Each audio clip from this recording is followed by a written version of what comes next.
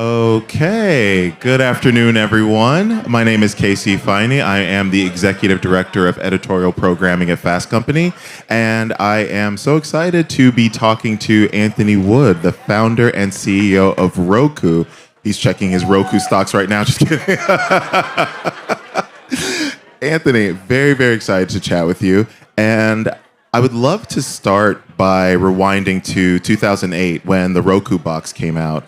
This was a device that launched with Netflix that allowed viewers at home to stream movies to their TV. And of course, this was when Netflix was still primarily a DVD by mail service. So I'd love it if you can take us back to what that landscape of at-home entertainment was like in 2008 and why the Roku box was so revolutionary. Sure. Hey, everyone. Howdy. Howdy. Let's see. So 2008. So Netflix was doing DVDs by mail. The company was called Netflix. So they had always planned on doing streaming, but they weren't streaming wasn't really there yet. And I think maybe YouTube had started, I think, just around that time. Although nothing like it is today, and it wasn't owned by Google. So the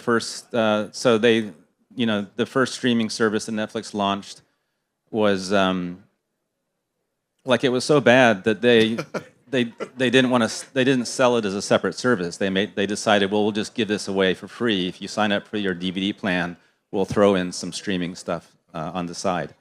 And the industry didn't really want to license them TV shows, and they didn't want to license them DVDs either. I mean, one of my favorite stories was how they hired a guy whose job was to try and figure out how to trick the studios into selling them DVDs. Oh. And would show up in like parking lots, some black market DVD deals. Because the studios didn't like the idea, because if you rent a DVD, they don't have to buy it, and right. So they'd much prefer you just buy it. So anyway, so they had always planned on doing streaming. We did the first streaming player for them. It was called the Netflix player, and then we just started up, and it did really well. I mean, from the beginning, I think we sold 100,000 units the first year, which doesn't sound like a lot today. Today we sell I think about 35 million devices a year, but. That's a slight jump, just a little bit, yeah. Yeah, but I was pretty happy with the 100,000. I thought that was cool. Yeah. And it just took off from there. And so we just kept. One of the main things we did is we kept updating the software. So those actually, I don't even know if they're still working, but we would. So the first players just played Netflix, but then we added like a TV app store. We started adding other streaming services. We added universal search. We added all those kinds of things. Right, and the Roku box was by no means your first major invention, because I'd be remiss if I didn't mention and remind everyone that Anthony created DVR. So I don't know if anybody knew that. Yeah, I know. Okay, there you go. I'm glad I brought that up. The more you know. But so if you think about the DVR, go on. No. Streaming seems better than the DVR. I don't know why everyone's so excited about it. You invented DVR because you wanted to watch Star Trek episodes. I think that's how that story goes. But so if you think about the DVR, if you think about the Roku box, what's behind your ability to see just around the corner to what's next? Well, I don't know. Just comes naturally to you. I guess. Well, I mean, my background is engineering, so I've always been interested in tech. So I think one thing that makes me good at that is understanding what can actually be made. I think it's, lots of people come to me and they say, oh, you should just invent something that, prints out smells on an inkjet printer, but you can smell it. And I'm like, but I don't know how to do that. So I think one of the things is what's actually possible with technology, and then I have a good sense of what people want to pay for. Yeah. And I don't know if that's natural, or I've always done. I started my first company when I was in high school, so I tried and failed for many years before I started to become successful, and so I think maybe I learned to understand these are the kinds of things people will pay for. These are the kinds of things people won't pay for. So Right. Right. And you mentioned the leap from selling 100,000 units of the Roku box to now what 35 million you said, yeah. and Roku becoming this massive company. So where do you see Roku sitting in this current ecosystem of streaming of at-home entertainment? Because you've really carved out a significant lane for yourself. So how do you view Roku in this overall landscape? Yeah, I mean, when people think of Roku, they usually think of the little streaming players or a Roku TV, and we sell a lot of those. But if you look at our revenue, uh, I'm not. So I think roughly this year our outlook is roughly 5 billion in platform revenue and about $500 million in device revenue. Well done. But devices are a much smaller part of we don't make money. Not only is it a small amount of revenue for us, we lose a lot of money. Right. Like we spend, well, we don't break it out, but we spend a lot of money on devices. Both designing them, shipping them, and then they're all sold below cost. So like you can buy a Roku streaming player for $15, and they cost more than $15 to make. So it's a it's a business to build distribution, and so we're a distribution platform for streaming services. That's basically our business, and so we distribute. 40% of all streaming, Netflix or YouTube or whatever, is all distributed through our platform, and then we monetize. We have ways we monetize that through subscriptions, billing, and advertising. So that's basically our business. Yeah. And I'm curious because as I mentioned earlier, and as you mentioned, you said you started your first business in high school, so you've always had this entrepreneurial spirit, you've always had this innovative spirit. So how do you maintain a culture of innovation within Roku while operating at this massive scale? Because sometimes the bigger you get, the harder it can be to be agile and to make these decisions. So how do you maintain that culture of innovation at scale? Yeah. Well, that's a hard problem, and it's harder. It's harder than you say because not just like maintaining the culture of innovation, but the innovations have to generate a lot. Like things that used to be exciting because they might generate $100 million in revenue we're like, well, we can't do that. Like that's not. We need to grow 20+% a year every year, and if you guys are Aggies, so like then the math is 20% on a $5 billion is $1 billion, and so you got to grow $1 billion a year, and that number gets bigger every year. That's more math. So you need $1 billion ideas. You don't need $10 million ideas. So and actually it turns out the easiest way to grow $1 billion a year is just to take the existing big businesses and just make them grow a little bit. So. It's just that easy, huh? Well, no, it's not. It's not easy, but that's easier than coming up with a new $1 billion idea. So, so I would just say that part of the problem is how do you come up with ideas that can become big businesses, and and then there's also just the financial pressure. When you're a public company, you have to, you have your earnings every quarter. You have to be profitable. You have to grow your profit, and so, like for example, Roku has $2 billion plus in the bank, but we can't spend it because we can't show up one quarter and announce we just spent $2 billion because we'd lose. That would be a $2 billion loss, and then our stock would tank. So you can only spend as much as you can afford to spend and still grow your profit. So you've got all these different constraints, and but to answer your question, I think the first part is just the base culture of the company. How do you create a company with a culture where people feel empowered to do their best work, to enjoy what they do? And so we have put a lot of work into culture, empowering people, low politics, hiring teams that are great at their job that people want to work with. So that's part of it. And then part of it is, we have offsites and, we're always looking at like, what are the things? And I think, so I'll just give you some examples of things we're doing to grow our business. One is like we have a very large advertising business. We're one of the largest streaming advertisers, but we launched this thing called Roku Ads Manager, which is a self-serve ad platform using AI. Like you can use AI to generate your video ad, and now it's for small and medium-sized businesses. So self-serve, like if you're a pizza restaurant or a performance-based advertiser, you can go online, you can quickly create an ad, you can like put in your target metrics, your target audience, and it'll start running the ad for you. So that's a completely different kind of ad than we traditionally have. Our advertisers are big brands and big ad agencies. And then I'm sure we'll talk about it, but we launched a new streaming service called Howdy. So that's, I think, has a huge amount of potential. That could be. Don't look at my questions. Don't do that. I'm just guessing. And then. Your hat gave it away, by the way. Yeah. So anyway, so I think it's a combination, and then trying things. Things don't always work, so you have to be willing to try things and have them not work. Well, since you brought it up, we can talk about Howdy now, which I'm curious because you mentioned coming up with new ideas and whatnot, and I know Howdy is a really interesting addition to this ecosystem of Roku because this is a new ad-free streaming app, and I kind of want to just talk about, first of all, the name, obviously. I mean, we're in a room full of Aggies here. So talking about the name and then also just a little bit about how you see it fitting into the Roku ecosystem. Yeah, so I didn't come up with the name. It was our marketing team. You can take credit for it. Well, it's fine. Okay. So I didn't come up with the name. But our marketing team did.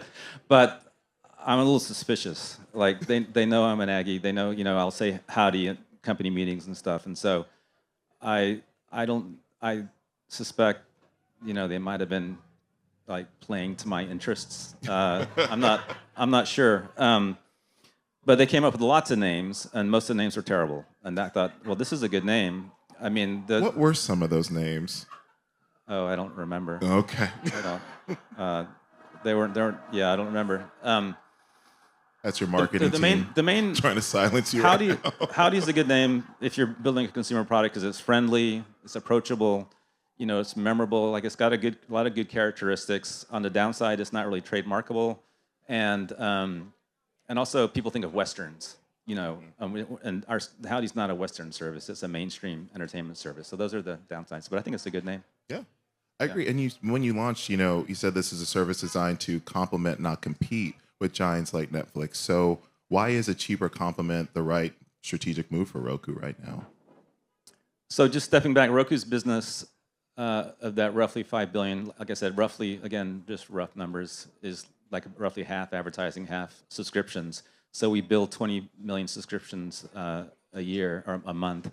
And so we sell subscriptions, but we sell, like HBO and Paramount Plus and those kinds of subscriptions. And then we also have our first-party subscriptions, so our own services that we run. So, and we have the Roku Channel, which is it's become very large. It's now 6.4% of all streaming. All streaming. 6.4% of all streaming in the U.S. is the Roku Channel now.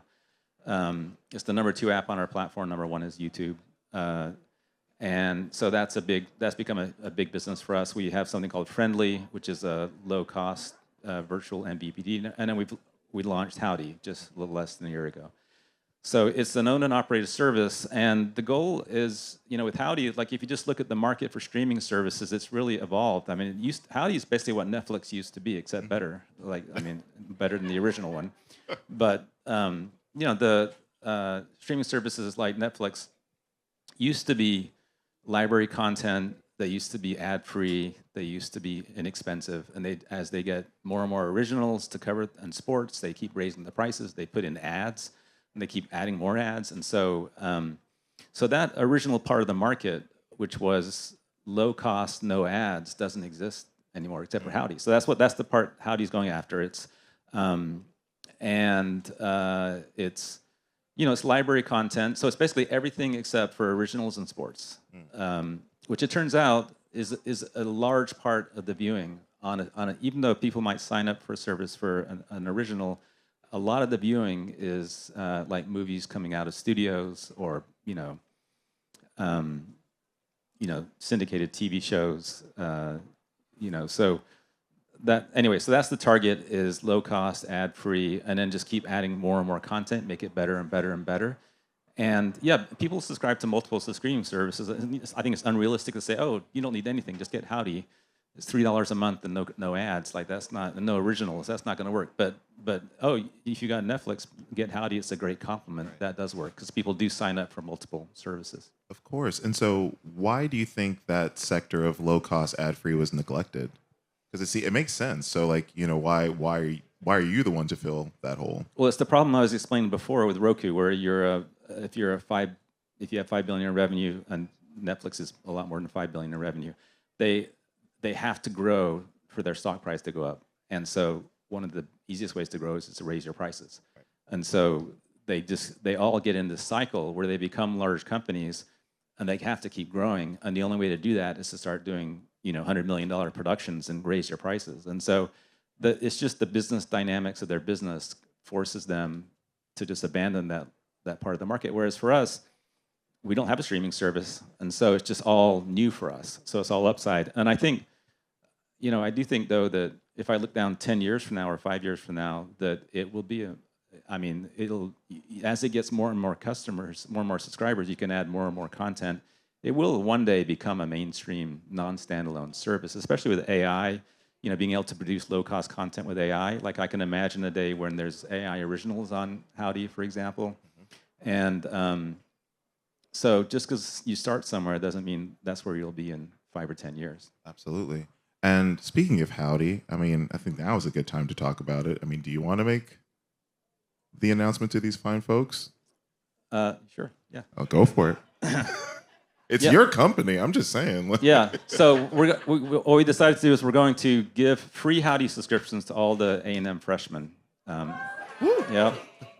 Yeah. For a year. There you go. And so, just so you know, you stick around for the rest of this conversation, obviously, but we will have the Howdy devices in the back. And so, yeah, find me or find one of our amazing staff to get set up for you. So glad you're doing that. Well, we're going to give everyone this. I think everyone a device. Yeah. Yeah, a streaming player if you're in the audience. So you just have to get it on the way out. There you go. Yeah. So I feel like save $15. The benevolence is just amazing. Thank you, Anthony. So I'm curious. Like, what advice would you give to current A&M students who want to build companies that succeed? Because you've really been at it for so long now, and you've had so much success. So, what are some of those nuggets of success? Well, it's hard. I think persistence is key. Like, it's very rare that the first thing actually works. And sometimes you're lucky and you're Mark Zuckerberg, but that for every Mark Zuckerberg, there's hundreds of successful entrepreneurs that had tried multiple times. So I would say persistence is very important. Also having, and this is harder, but building something people want, is important.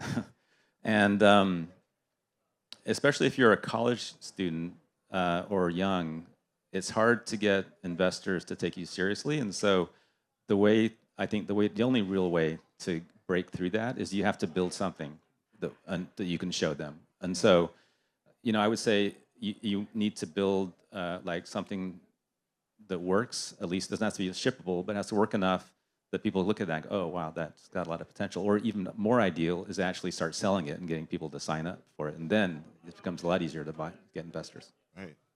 And, I'm curious, like, where, kind of to this point of, like, when you were, because you mentioned you started your first business in high school and, you actually built another business while you're at A&M. So where does that come from in you? Because I feel like you've just been so persistent and, again, like I said, been able to see around the corner. So I'm curious, like, what's at the root of that for you? What makes you tick, Anthony? Yeah. Well, that's evolved over time. I think I would say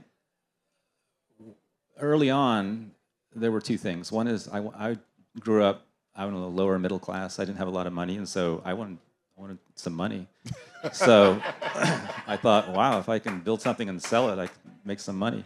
So Same. that was one. That's just raw capitalism. But the other is probably just as important for me is I like to make things. So I like to, and when I was younger in high school and college, I used to write software and I would submit it to publishing houses to get published, and they kept rejecting me. And I was like, well, then I'll just sell it myself. So that was actually the first company that I started with. That was probably the main reason. And by the way, Anthony mentioned that he would love to take audience questions. So start thinking about what your question is going to be. You're going to turn it over to you in just a minute. But of course, today that we're sharing this day with Texas A&M University at the Fast Company Grill is all about people and companies, organizations doing good in the world. And so I definitely want to talk about your Wood Next Foundation, which is really fascinating. So this is your philanthropy organization that makes grants and investments in scientific, biomedical research, mental health, homelessness. So I just want you to tell us a little bit about Wood Next and why you chose the causes that you're pursuing. Yep. So we have a pretty large foundation. I'm sure it's probably a top 10 Texas foundation, or maybe in the country. I'm not sure. But we have a large foundation, and I don't know. I don't think like you. I think earlier you'd asked me something about or kind of made the statement. Maybe I had this wrong. That people need to give back or whatever. Mm-hmm. I personally don't think you have an obligation to do that. Like, especially if you make as much money as I do, you pay a lot of taxes. I pay a lot of taxes. So I feel like, and this is why I don't, digressing a little bit, but in socialist countries, they don't, like, I was born in the UK, I'm a US citizen, but I was born there, and there's no philanthropy in socialist countries because they feel like that's the government's job. In America, the taxes actually are about the same, but the culture is different. And so people believe more that, the individual needs to do a little bit more in terms of like taking care of people, not just the government. So anyway, that's, but I don't feel you have I don't feel like you have an obligation. But in my case, personally, I do feel like I had a personal obligation. So despite what I just said, I do feel like, well, if you have that much money, you should do something useful with it. And then I'm sure this will sound really weird to people, but when you make a lot of money, one of the biggest problems becomes what you do with it. Because I don't have that problem. I know I'm at risk of even saying this, but you bought your house, you bought your car, what are you gonna do with all that money? So it turns. I know you're laughing, but it's a big problem. Because what do you do with it? You don't want to waste it. Sure. So what can you do that is not wasteful, can be helpful? So you can give me some. If you're just worried about going to waste, I'm just saying. But it's fine. It's fine. But no, please tell us about something. You could fill out one of our grant request forms at the. And I just might. You joke, but I'm just saying. But no, I think you really are tackling some really important causes. So yeah, I would love if you can tell us about some of those causes and why they're close to you. Well, some of them are pretty eclectic. Some of them, and it's my wife's foundation as well. So some of the things. Oh, she's here too. Susan, where are you? She's hiding. Oh, she's somewhere there. Well, we live in Austin. We like to hike and camp and stuff, and so one of the things we do is nature conservation. Mm-hmm. So that's just yep.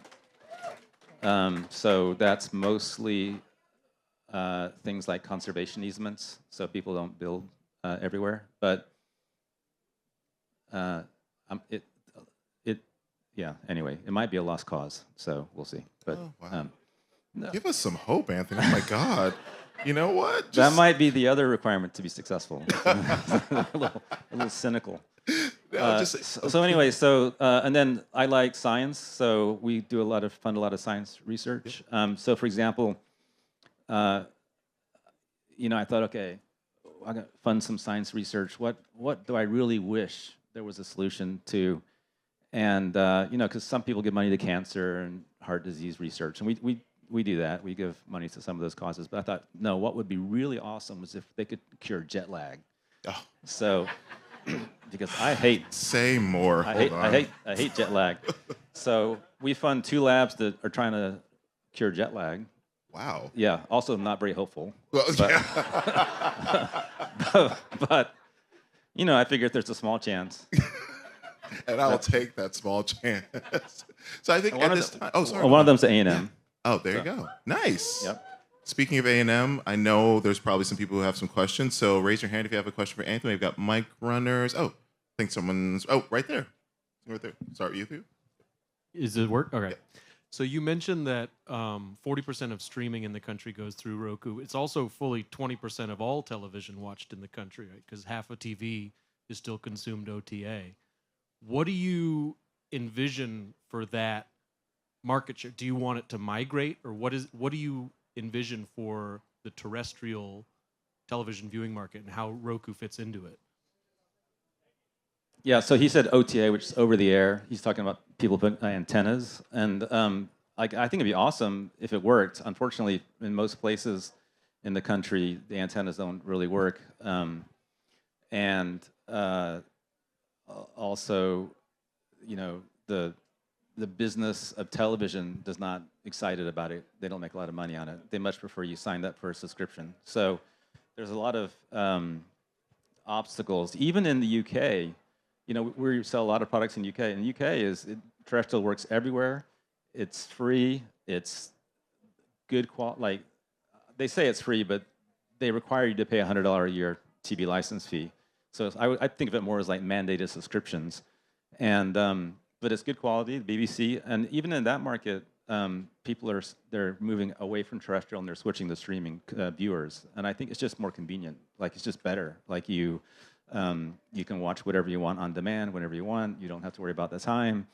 The video quality can be better. And people are just used to it. So it's going to go away. I don't know when. And that bandwidth, that spectrum is much more valuable. Like, they really, I mean, you know, because of the invested interests and the whatever the politics, it is still used for TV, but that's not what it should be used for. It should be used for data.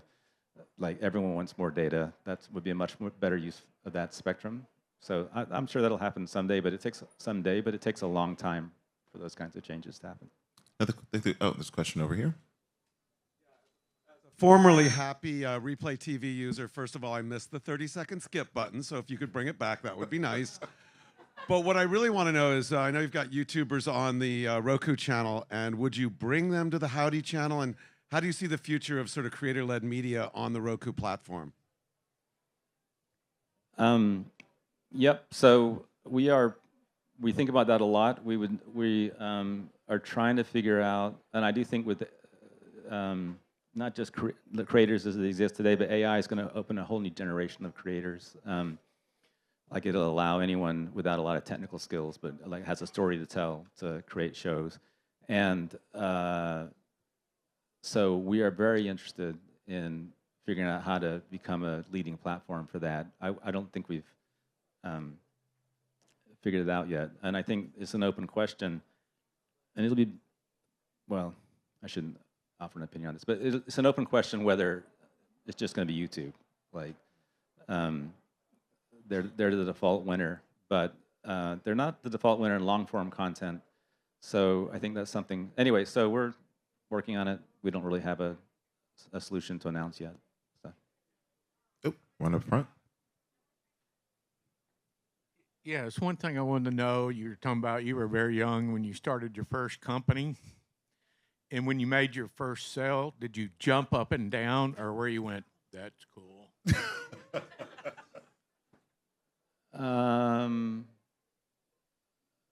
I have a personality defect, which is that I just want to like move on to what the next thing. So, oh, that was great. We sold one. We need to sell 10. And oh no, that was great. We sold 10. We need to sell 100. So I see that for you. Yeah. That So. makes sense. The world takes all kinds. Another question? Oh, right. Hello. Oh, okay, thank you. Hi, Swanika, founder of Repurpose. Yesterday, we had Ben Cohen, Ben and Jerry's, who was talking about capitalism as the best tool we have for societal change and a certain obligation he feels that comes with that. What do you think is the obligation of capitalism? If not, you know, like thinking about giving back, like what do you see the role of capitalism in today's world? Well, I mean, capitalism, like free market economies, are the most efficient way to improve people's lives, for sure. So I think it's really the government's job to set the rules, like set the ground rules that then the business community has to follow. Like I don't know if I should say this out loud, but like it's business is ruthless, and like I've said like like if it wasn't illegal to kill our enemies, we'd be hiring hit teams to go out there and shoot them. So like it's the government's job to set the rules. Like you're not actually supposed to shoot your competitors, and there's a lot of other rules. But capitalism allocates resources super efficiently. It's like I was talking about my and it's hard. Like it's hard running a business, and that's what it takes to allocate resources efficiently. And as soon as you fall behind, you got a business. So one of we do a lot of philanthropy, and it's my biggest question. My biggest issue is that nonprofits do not have the same sense of ruthless competition, and so they become it's not that they're bad people, but they become inefficient. Like they don't get fired if they just go raise more money. So that's one of my. So I do think what I do look at, like if there's a company I could invest in that's going to solve a problem, that would be a lot more efficient way and a lot more effective way to solve the problem. But there's a lot of problems that you can't solve. There's also a lot of fraud in nonprofits as well. Like one of the things we do is we give money to clean up Austin creeks because they're dirty, and it bothers me. And so, but we found out one of the places we give money to clean up the creeks is like just. Oh, wow. They're not actually. They're faking pictures. They're. Okay. Yeah, because they're supposed to show all the trash they pick up. Oh. Okay. And yeah. So it's. I think it's probably 20% nonprofits. There's fraud. Yeah, that's crazy. Okay. There's not a lot of oversight. I was gonna say I think we're a little bit over time. So Anthony, if there's anything you just want to leave us with on this day of good that we're in partnership with Texas A&M for, so I'll leave you with the last word. Well, thanks for coming. And if you want a new streaming subscription, Howdy would be great. Although you're going to get free ones. I forgot about that. No? That's great. Great. Love it, Anthony. Thank you so much. Give it up for Anthony.